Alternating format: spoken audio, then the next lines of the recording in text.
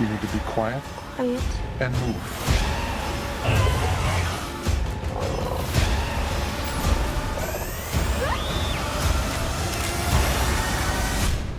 You and I are gonna get home. Oh, family. Ready?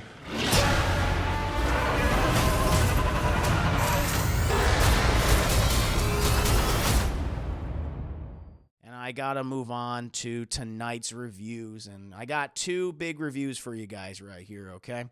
And I'd be remiss not to review them. The first of these reviews, Chad, of course, is for 65, the Adam Driver dinosaur movie. I mean, it has a greater premise than that, Chad, for those that don't know.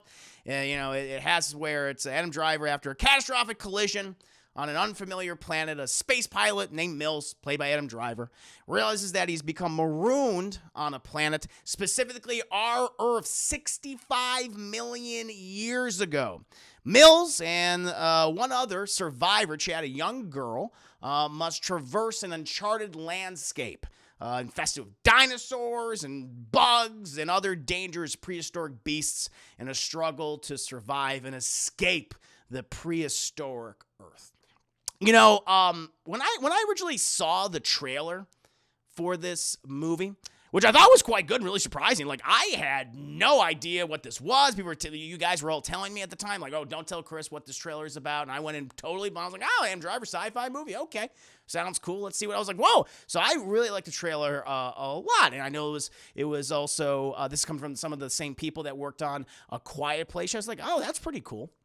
And that's the thing about this. I realized that the filmmakers must have been inspired by just a lot of the same sci-fi dinosaur movies from the 50s and 60s and 70s that I watched as a kid. The whole concept of humanity not originating from Earth, but they're interacting with dinosaurs. That's not exactly a new concept, but it's one I have to say that's kind of finally has the appropriate budget to realize that concept and setting.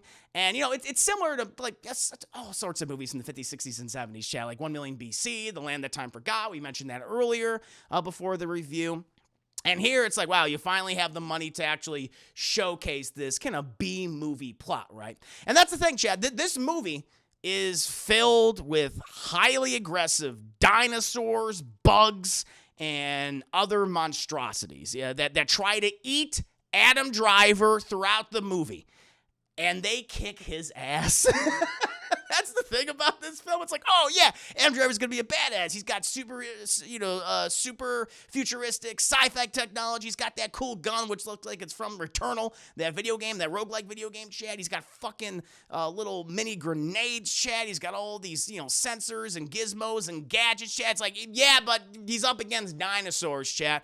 And that's what we pretty much watch for, this hour and a half long movie. We watch Adam Driver fall horrifically, get mauled, get skewered, and just chewed on by monsters. And it's very entertaining and thrilling when all that's happening. Shab's like, I like Adam Driver being num-num food for dinosaurs. And who wouldn't, Chad? That is quality cinematic entertainment right there. I mean, anyone says that's not entertaining, then you're a liar, in my opinion, Chad. I mean, I find it entertaining. Whatever floats your boat, I suppose. And the other part of it is, Driver, who's, helping sell this movie. It's the dinosaurs and Adam Driver that are selling this movie. Most of the dinosaurs, but Adam Driver too. And Driver's performance, I think he really helps ground the movie. And his relationship with the other character, Koa, played by Ariana Greenblatt, they work well. It worked well. They introduced some cool things. They have like a language barrier, and they have to work through that as they kind of travel across this primeval land. And throughout that entire time, even her, this little girl, she's getting nommed on by dinos and bugs and parasites. Chad, it's rough for both. The Adam Driver, he's not, he's taking most of the lumps from the dinosaur, but this girl, she takes a few lumps too, Chad, and debris and falling everywhere. There's a lot of that as well. And, they bond and become closer over time. And that's the thing. Like, if this movie has, any, real big issues, personally for me, it's that it has, just a number of big jump scares. Now, thankfully, they're not like fake out jump scares. It's not like, oh, that scary thing and it was like a kitty cat, or it, oh shit, it was just a rock that fell over or something, like boop, something like that, right? The thing is, the jump scares, thankfully, are consistently and always caused by a terrifying creature. But at the same time, I can see that bothering someone and their, enjoyment of the movie. I think the other thing that might be bothering people, I can only guess. The movie also has the familiar trope of the hardened man, the depressed man, traveling with a child companion, right? Little girl, little boy, mostly a little girl nowadays, right? And I know that that's been the main criticism I feel like that a lot of people have of this movie, and they're comparing it to Logan. But it's a trope that's been used in movies and storytelling for decades. To me, when it comes to tropes in movies, which movies are all tropes, really, when you think about it, what matters is if it's well executed. And I think it is. It's solid. It works. There's nothing about it like, this is terrible. This doesn't work at all. It's just like, yeah, it's something we've seen before. I mean, listen, if people are saying, well, Logan did that, this film's copying Logan. Well, I guess Logan that's the thing. Logan is just, it clearly copied it from The Last of Us, chat, and The Last of Us copied it from something else, and that thing copied that from something else, and it always goes back to Lone Wolf and Cub. It's like, listen, we've seen this concept, we've seen this relationship before. Yes, have we seen it a lot? Most recently, especially like right now, just because of something like Logan, which came out a few years ago. And of course, Last of Us back in the pop culture zeitgeist again, thanks to the TV series. Yes.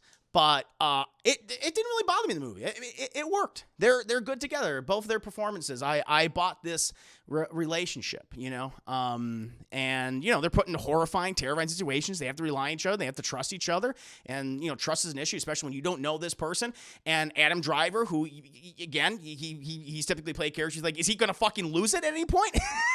He's gonna go crazy. And he kind of has. He has a couple of those moments where I'm like, ooh, he's not in a good mind space in this film. And there's a lot more that we see is his we're introduced to his family and his history and kind of why he is the way he is. And again, it comes from a place of tragedy, like a lot of these characters do. But it's like, yeah, it makes sense. I get why he feels the way he does and why he feels so dedicated to make sure to get this girl from point A to point B and prevent her from getting eaten by dinosaurs. I mean, they're getting nommed on, they're getting bit a lot. There's no doubt about it, but it works. And that's the thing. Like, this movie excels at being a giant B monster movie, chat. It is just like those films from the 50s, 60s, and 70s, hell, even the 80s, that, like, didn't have the budget, but had this, like, really fun concept and just, like, all this imagination. You go back and thinking, like, wow, what if these filmmakers, like, had the money and the technology to do something like this? And I feel like this is kind of like the movie they would have wanted to make. This is what they envisioned. And it's fun. It's a fun film. It has the issues that it has. It is familiar. It is, a cinematic matinee, entertainment, chat. That's what this, movie is. It's just it's been released at a really awkward point just because it's literally being sandwiched by two enormous franchises, Chad, the Creed and Rocky franchise and the Scream franchise, which is, have seen renewed success. I mean, both. It's kind of funny. Like, both Creed and Scream kind of had renewed success in the last few years. Yeah, it's unfortunate because I feel like I think this is a fun film. This is an audience pleaser. The audience I was with, my theater, I'd say, was half filled. And people were, whooping and hollering and, oh, God, monsters and stuff. So it's that kind of movie. But yeah, and most likely this probably is going to go to VOD rather quickly just because of its commercial, lack of commercial success, I suppose. But I think it's worth a matinee show. That's the rating I would give this movie. I think this is a solid matinee. You get your thrills with all the giant like dinosaurs and bugs and prehistoric monsters, chat, and they're trying to eat Adam Driver and this little girl, and they get fucked up along the way. But it's a fun watch. It's a good time. So for me, I'd give this a nice, solid matinee. But that's just kind of my thoughts on this film, chat. What do you guys think? Have you seen 65? I mean, apparently, you probably haven't. You probably either saw Creed 3 or Scream 6. But I am curious for those that have seen this film. What'd you think? Did you think this is kind of the triumphant return of the sci-fi dinosaur movie? You think we're going to get more of these types of films? I mean, I think it's reasonable to say this is probably the best dinosaur movie since Jurassic Park, which is not saying much. Theatrically, at least, dinosaur films, because we got a lot that go straight to VOD. We got a lot on the Sci-Fi Channel, no doubt about that. But it's probably the best one we've had in a while. It's certainly better than. I think this is better than all the other Jurassic sequels, which is again not saying much, but it's a fun film. I recommend it. Go check it out, Matinee. But that's just my thoughts. Let me know how you feel about the movie too. I hope everyone enjoyed the film review, and I want to take the time to tell you about the movie of the week, a film that I really enjoy and one that I think you will too.